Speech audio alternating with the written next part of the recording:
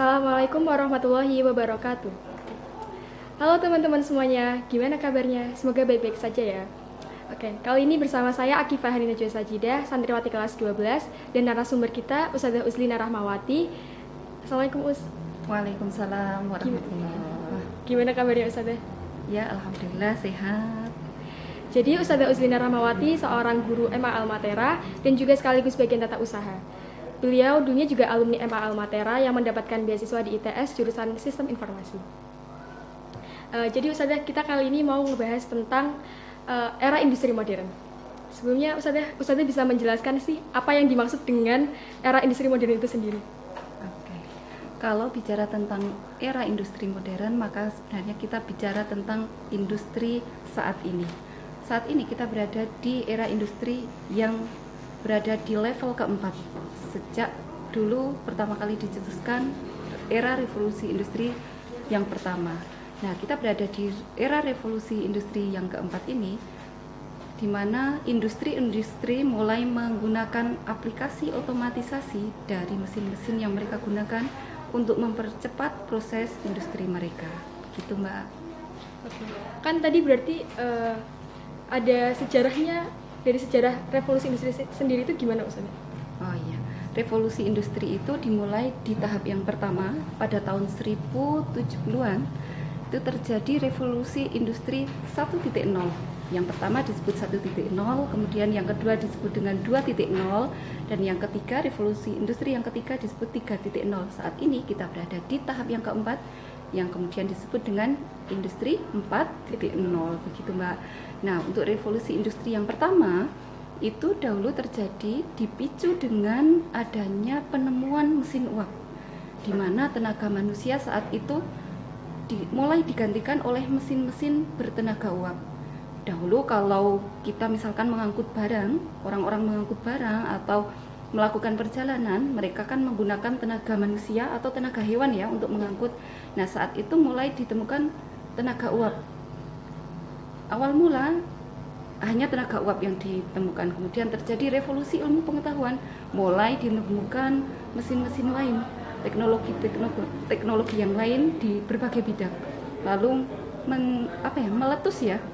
meletus revolusi di industri-industri berbagai bidang, mulai dari pertanian, kemudian transportasi, manufacturing dan sebagainya, hingga mengakibatkan perubahan pola-pola industri yang berakibat pada perubahan sosial, perubahan ekonomi masyarakat. Jadi pada awal mula terjadi revolusi industri itu, pada tahap 1.0 itu terjadi perubahan skala besar di bidang ekonomi. Misalkan pendapatan masyarakat saat itu mulai meningkat drastis, katanya hingga mencapai 6 kali lipat dari pendapatan sebelumnya.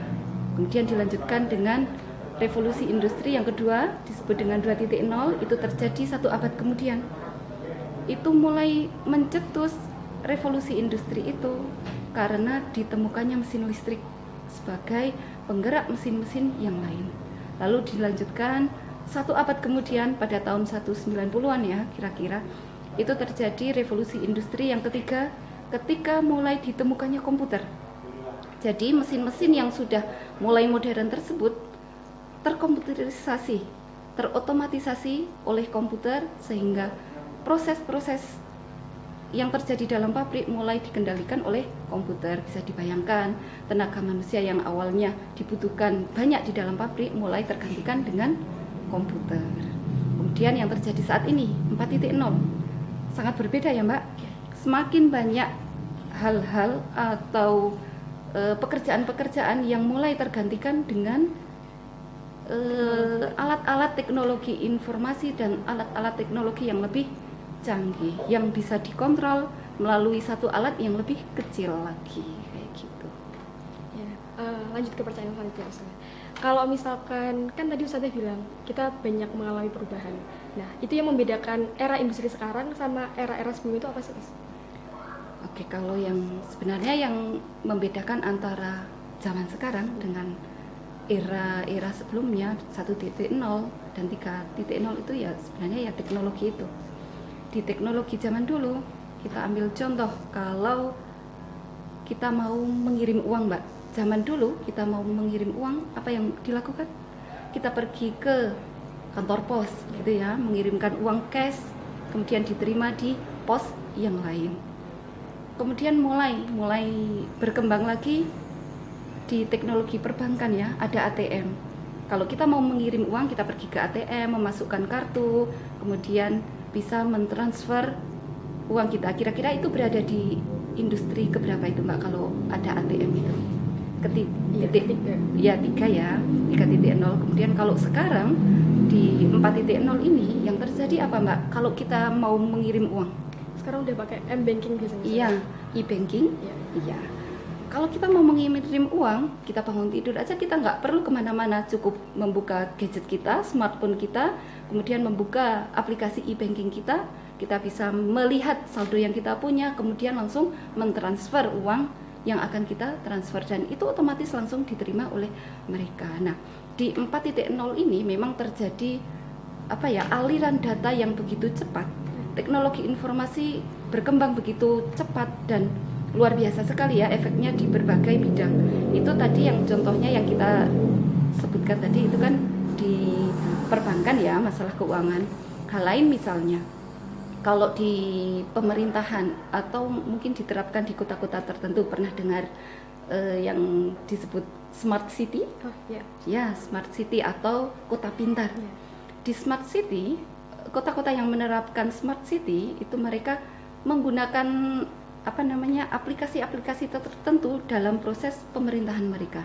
Pernah dengar juga contoh yang lain, e-tilang? E-tilang belum. Apa itu, Ustaz?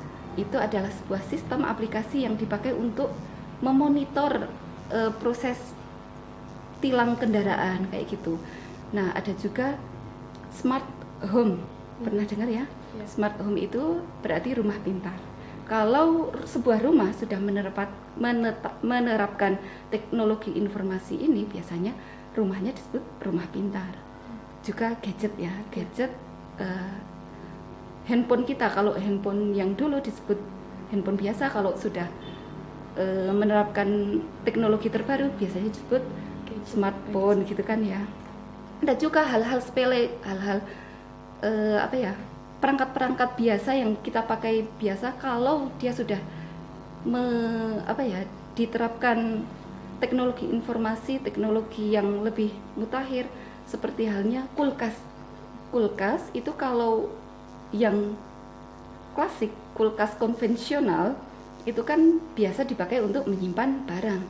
Kalau sekarang kulkas sudah diberi aplikasi-aplikasi tertentu, diterapkan sistem informasi, dibubuhi teknologi informasi yang terbaru, maka kulkas itu disebut smart.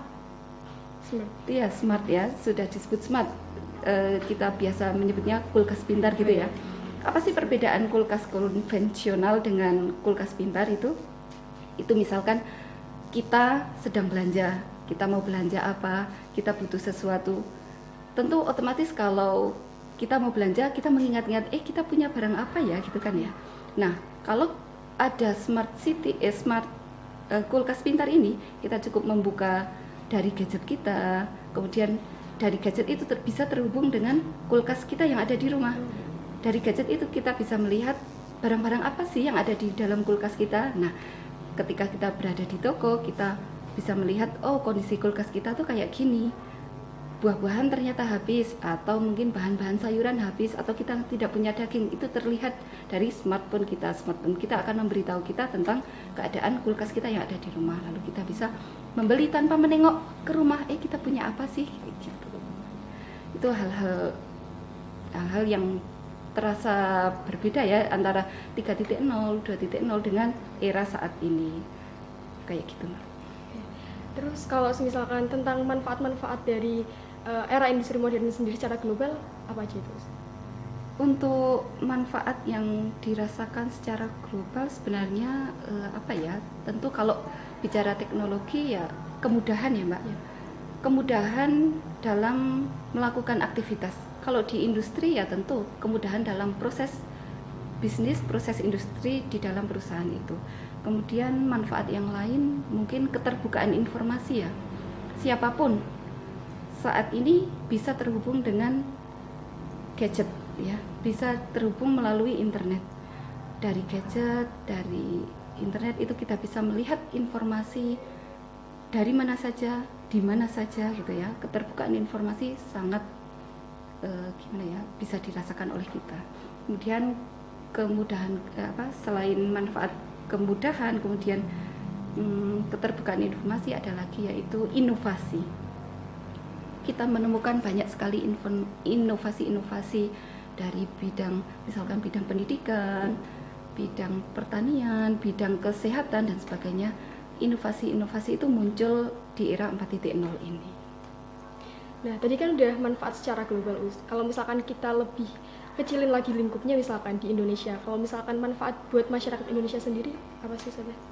Oh ya, untuk masyarakat Indonesia sebenarnya selain itu tantangan ya buat masyarakat Indonesia, sebenarnya itu era 4.0 ini dengan segala keterbukaan informasinya itu memberikan peluang yang lebih besar dan sama yang dihadapi oleh Indonesia dengan peluang yang dihadapi oleh negara-negara lain, sehingga kalau Indonesia mampu menangkap peluang ini, maka Indonesia sebenarnya punya kesempatan yang sama dengan negara-negara lain untuk mempromosikan Indonesia, untuk mempromosikan produk-produk Indonesia, untuk bersaing dengan negara-negara lain, gitu Mbak.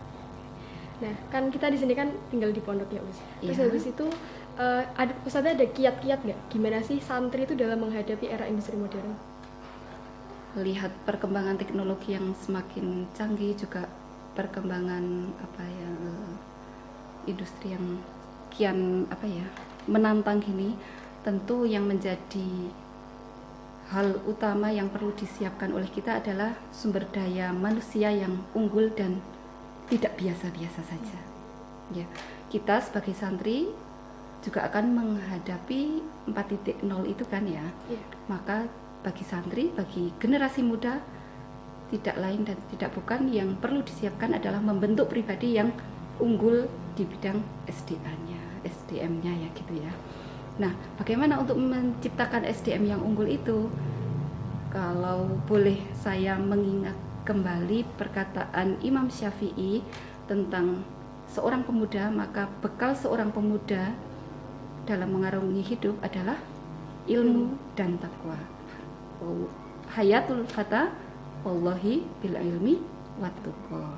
Demi Allah, sesungguhnya pemuda itu hidup dengan ilmu dan ketakwaan. Nah, dengan ilmu itu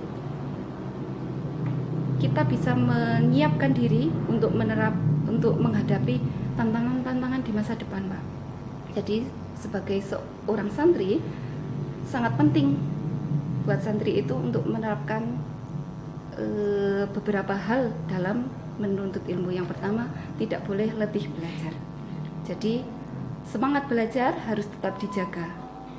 Kapanpun, dimanapun, kalau seandainya seseorang itu letih belajar, maka harus memunculkan motivasi dari diri sendiri untuk tetap terus belajar terus. Kemudian yang kedua, selalu mengajarkan diri, melatih diri untuk berpikir lebih cerdas, lebih inovatif kayak gitu ya. Dimana sekarang kan memang banyak hal-hal yang baru, maka kita juga harus melatih diri untuk selalu berpikir yang lebih maju gitu ya. Kemudian yang berikutnya, selain ilmu, kita harus membekali diri dengan ketakwaan ya. Ibarat seseorang sedang mengarungi kehidupan, misalkan orang sedang melakukan perjalanan gitu ya, mengendarai kendaraan, maka ilmu itu bisa kita ibaratkan sebagai bahan bakar untuk menggerakkan kendaraan itu. Dengan bahan bakar itu kita bisa mempercepat laju kendaraan kita. Ilmu bisa mempercepat kehidupan kita. Ilmu bisa membantu kita dalam meraih cita-cita, menemukan inovasi-inovasi baru. Tapi dengan ketakwaan itu kita bisa menjadikan takwa sebagai benteng terhadap ilmu-ilmu kita. Dengan ilmu kita bisa ngapain aja. Apalagi dengan dunia yang begitu berkembang seperti ini, dengan ilmu kita bisa menciptakan hal-hal yang baru juga, tapi tentu kita sebagai umat Islam kita punya batasan-batasan tertentu. Maka dengan ketakwaan itu, ketakwaan bisa menjadi benteng kita agar kita senantiasa berada di koridor yang benar. Kita bisa tetap terus berinovasi tanpa mengesampingkan nilai-nilai ketakwaan, begitu Mbak. Jadi kita udah bahas tentang revolusi industri, ternyata perkembangannya itu sangat walaupun lambat tapi banyak yang dirasakan ya Us. Ya, kalau kita lihat menilik ke belakang kan, kalau baca sejarah revolusi industri itu kan cukup lama ya Mbak, antara revolusi industri pertama dengan kedua kira-kira itu 1 abad. Ya memang sekarang 4.0 ini mungkin sedang mulai dikembangkan ya, maka 20 tahun ke depan, 30 tahun ke depan ini menjadi eranya para santri saat ini, seperti Mbak Hanin gitu kan. Jadi memang Mbak Hanin yang perlu mempersiapkan diri untuk menghadapi era 4.0 ini. Jadi gitu teman-teman tentang era industri modern. Harapannya kita sebagai santri juga bisa terus meningkatkan wawasan kita tentang era industri modern sekarang. Pokoknya kita sebagai santri juga harus tetap meningkatkan ilmu dan juga ketakwaan kita sebagai benteng utama kita. Oke, terima kasih Ustazah atas waktunya.